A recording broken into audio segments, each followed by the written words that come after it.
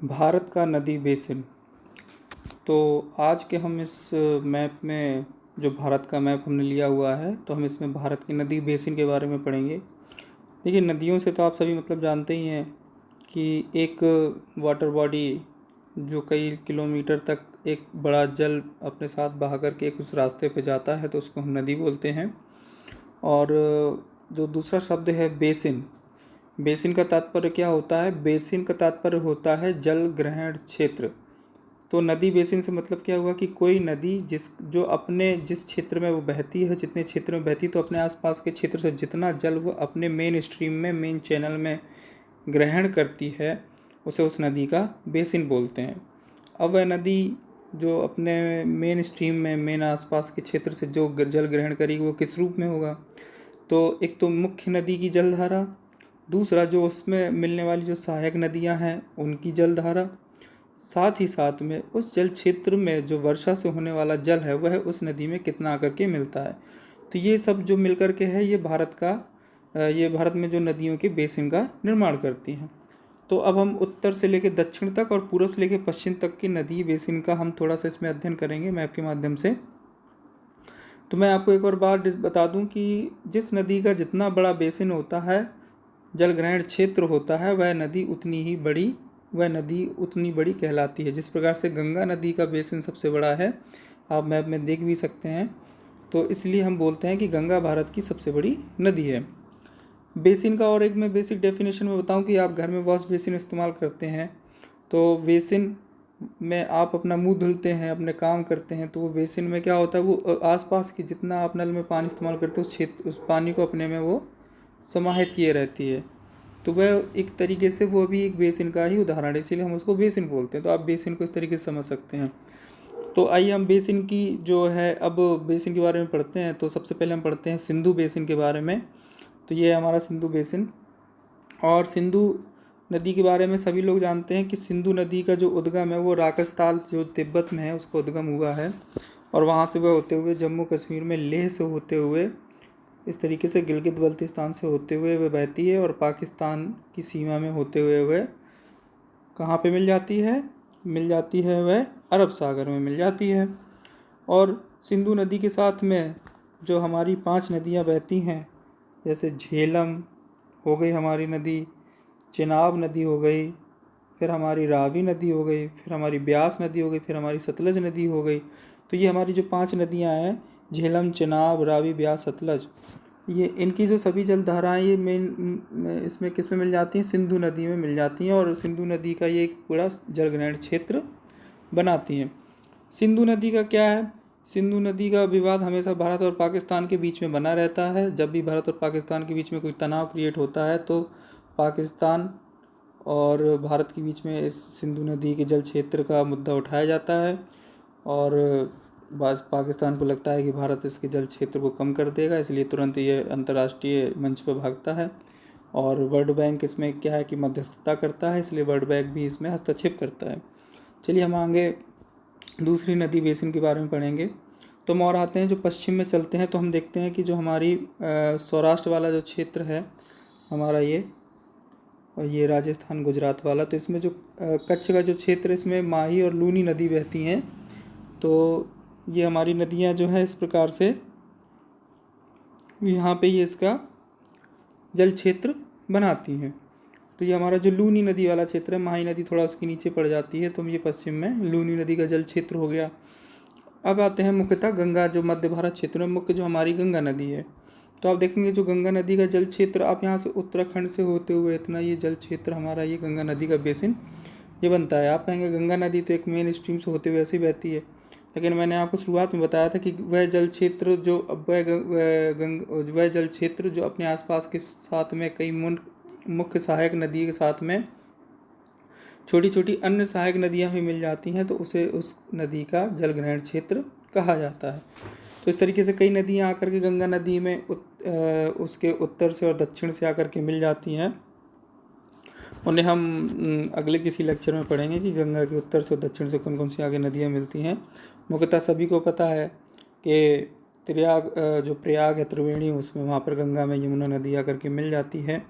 और भी छोटी छोटी कई नदियाँ हैं, केन है, बेतवा नदी है, स्वर्ण गंगा है, ये सब नदियाँ, काली गंगा, ये सब आकर गंगा की सहायक नदियाँ आकर के मिल करके गंगा का बेसिन बनाती हैं। तो गंगा नदी का उद्गम कहाँ से होता है? गंगा नदी का उद्गम होता है गंगोत्री हिमालय से, और ये यहाँ से होते हुए इस तरीके से बहती है, और इस तरीके से ये अपना मुहाना बंगाल की आधा कुछ जल क्षेत्र इसका बांग्लादेश में, और यहाँ बह करके अरब सागर अरब सागर नहीं, बंगाल की खाड़ी में अपना मुहाना बनाती है। ठीक है, और यही इसका डेल्टा जल क्षेत्र बनता है। तो हम गंगा नदी के बेसिन के बारे में पढ़ रहे हैं। तो गंगा नदी उत्तर प्रदेश के क्षेत्र के साथ साथ अन्य जो क्षेत्र उनको कवर करती है, और गंगा नदी जो है वो उत्तर प्रदेश में बिजनौर से गंगा नदी उत्तर प्रदेश में प्रवेश करती है। अब थोड़ा पूर्वी क्षेत्र की तरफ चलते हैं। तो यहाँ पे जो सबसे बड़े जो नदी क्षेत्र है वह है ब्रह्मपुत्र बेसिन क्षेत्र है। तो ब्रह्मपुत्र बेसिन नदी क्षेत्र जो है वो आप जानते हैं कि कहाँ से होते हुए बहती है। ब्रह्मपुत्र नदी क्षेत्र का जो मुख्यतः जो बेसिन बनाता है वो बनाता है अरुणाचल प्रदेश और असम वाला क्षेत्र। और आप जानते हैं कि जो माजुली द्वीप है वो असम का जो ब्रह्मपुत्र नदी में बना हुआ है। तो ये ब्रह्मपुत्र नदी का बेसिन क्षेत्र हो गया। फिर बाद में बराक बेसिन, जो बराक नदी का बेसिन आ जाता है। ये मुख्यतः ये 3 क्षेत्रों कवर करता है, मणिपुर, मिजोरम और त्रिपुरा। ठीक है, तो ये जो हमारा बराक बेसिन हो गया। फिर हम इसकी तरफ आते हैं, थोड़ा सा पश्चिम में अगर हम चलें तो पश्चिम में चलते हैं तो देखते हैं कि हमारी माही नदी, साबरमती बेसिन और नर्मदा बेसिन, ताप्ती बेसिन हमारा ये नदी क्षेत्र मिलता है। चूँकि इनका जल क्षेत्र छोटा क्षेत्र है, इनमें ज़्यादा नदियाँ, सहायक नदियाँ आकर के नहीं मिलती हैं, फिर भी इनका काफ़ी बड़ा जल क्षेत्र बना हुआ है। नर्मदा नदी, तापी बेसिन, माही नदी, ये सभी नदियाँ जो हैं ये कहाँ पे गिरती हैं? ये खंबात की खाड़ी में इनका मुहाना है। देखिए, मुहाना शब्द से मतलब क्या है और उद्गम का मतलब क्या होता है? देखिए, उद्गम का वह मतलब होता है जहाँ से नदी उद्गमित होती है, जहाँ से नदी प्रारंभ होती है। मुहाना वह क्षेत्र होता है जहाँ पे नदी जाकर के समुद्र में मिल जाती है। इसी प्रकार से अगर हम देखें तो जो हमारा पूरब से दक्षिण पूर्वी तरफ, अगर हम थोड़ा सा पश्चिम बंगाल से उड़ीसा की तरफ देखते हैं तो स्वर्णरेखा नदी बेसिन और ब्राह्मी और बैतरणी बेसिन, तो एक तरीके से ये इनका जल क्षेत्र है। फिर उसके बाद हमारा महानदी बेसिन है जो इन नदी बेसिन से थोड़ा बड़ा है। महानदी उड़ीसा में बहती है तो ये काफ़ी बड़ा जल क्षेत्र ग्रहण करती है। फिर उसके बाद आते हैं अगर और हम चलते हैं नर्मदा नदी से बेसिन के नीचे से। मैं आपको एक चीज़ और बता दूं कि नर्मदा नदी जो है एक तरीके से विभाजक रेखा का काम करती है उत्तर भारत और दक्षिण भारत के बीच में। तो अगर हम नर्मदा नदी के बीच नीचे की बात कर रहे हैं तो मेरे प्रकार से हम बात कर रहे हैं कि हम दक्षिण भारत की नदी में हम आ गए हैं, जो कि है गोदावरी बेसिन। तो गंगा नदी के बाद अगर किसी नदी का बेसिन बड़ा है तो गोदावरी नदी का बेसिन है, और जिसे हम बोलते हैं दक्षिणी गंगा गोदावरी बेसिन। ठीक है, तो हम देख सकते हैं कि ये गोदावरी नदी का बेसिन है और हमें दक्षिणी गंगा बोलते हैं। तो ये हमारा गोदावरी बेसिन है। और जो Mahanadi basin, Subarnarekha basin, Brahmani Baitarani basin और गोदावरी बेसिन, इनका जो जल क्षेत्र है इनका मुहाना कहाँ पे आपको मिलेगा? इन सबका मुहाना आपको बंगाल की खाड़ी में मिलेगा। फिर उसके बाद मिलता है आपको कृष्णा नदी का बेसिन। इसका क्षेत्र भी आपको मुहाना आपको कहाँ पे मिलेगा? बंगाल की खाड़ी में आपको मिलेगा। तो कृष्णा और जो गोदावरी नदी है यहाँ पर एक जगह क्षेत्र में मिलकर के कृष्णा गोदावरी का डेल्टा बनाती हैं, जो काफ़ी गंगा नदी के बाद काफ़ी बड़ा डेल्टा क्षेत्र इनका बना हुआ है। काफ़ी बड़ा क्षेत्र गंगा नदी के बाद बड़ा डेल्टा क्षेत्र बनाती हैं। फिर उसके बाद पेन्नार बेसिन आ जाता है हमारा, ये भी पूर्व की तरफ बहती है। कावेरी बेसिन, कावेरी नदी। अब देखिए एग्ज़ाम पेपर में एक क्वेश्चन बनता है कि दक्षिणी गंगा किसे बोलते हैं और दक्षिण की गंगा किसे बोलते हैं। तो हम अगर बोलें कि दक्षिणी गंगा किसे बोलते हैं तो हम बोलेंगे गोदावरी नदी, और दक्षिण की गंगा वो किसे बोलेंगे तो कावेरी नदी को बोलेंगे। तो इसमें आप कन्फ्यूज़न ना रहें। तो इस प्रकार से जो ये नदी क्षेत्र है इनका ये इस तरीके से अपना नदी क्षेत्र बनाती हैं। और आप समझ सकते हैं कि कई सारी सहायक नदियाँ आप जब ज्योग्राफी में पढ़ेंगे तो उन सहायक हम पढ़ते हैं कि कावेरी नदी के सहायक नदियाँ कौन कौन सी हैं, कृष्णा नदी की सहायक नदियाँ कौन कौन सी हैं, और वह सहायक नदियाँ मुख्य नदी में मिलकर के उनका जलग्रहण क्षेत्र बनाती हैं। तो इस प्रकार से आप, और मैप में आप अगर ध्यान से देखेंगे तो भारत में पूर्वी प्रवाह की तरफ बहने वाली, पूरब की तरफ बहने वाली, पूर्वी तरफ की ढाल की तरफ बहने वाली गंगा जो नदियों की संख्या ज़्यादा है, और पश्चिम में अरब सागर में गिरने वाली नदियों की संख्या काफ़ी कम है। तो इससे आप ये समझ सकते हैं कि भारत का जो ढाल है वो एक तरीके से पश्चिम से पूर्व की तरफ में है। ये भी एक क्वेश्चन बनता है, एक IAS का क्वेश्चन है जिसमें ये क्वेश्चन इस तरीके से एक लाइन में पूछा गया था। तो इस तरीके से तभी वह कि अधिकतम जो नदियां हैं भारत की, उनका पूरब की तरफ में मुहाना क्यों है। तो उसमें ऑप्शन में ये भी था कि भारत के एक पश्चिम से पूरब की तरफ ढाल होने की एक इसकी वजह है।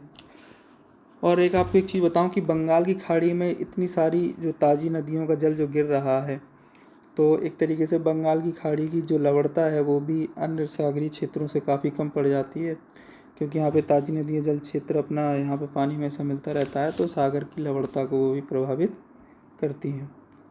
तो आज के वीडियो लेक्चर में बस इतना ही। आशा है कि आपको भारत के नदी बेसिन में कुछ आपको जानकारी मिली होगी। और मैं आपको एक चीज़ और बताना चाहूँगा कि जिस प्रकार से नदियों का क्रम इसमें उत्तर से दक्षिण, पूरब से पश्चिम लिखा हुआ है, आप उनको अपने दिमाग में बसा लें, क्योंकि पेपर में इनके क्रम को भी पूछा जाता है। इस प्रकार से कि आप निम्नलिखित नदियों का क्रम उत्तर से दक्षिण में आप लगाएं। तो जिस तरीके से स्वर्ण नदी, ब्राह्मी, वैतरणी नदी, महानदी, गोदावरी नदी, कृष्णा नदी और पेन्नार नदी, कावेरी नदी। तो इस प्रकार से नदियाँ दे देंगे और आपको इनको क्रम लगाना पड़ेगा, उत्तर से दक्षिण, पूरब से पश्चिम। तो इस पढ़ते रहें, आगे रिवीजन करते रहें, और वीडियो को अच्छे से समझने के लिए इसको बार बार देखते रहें। धन्यवाद।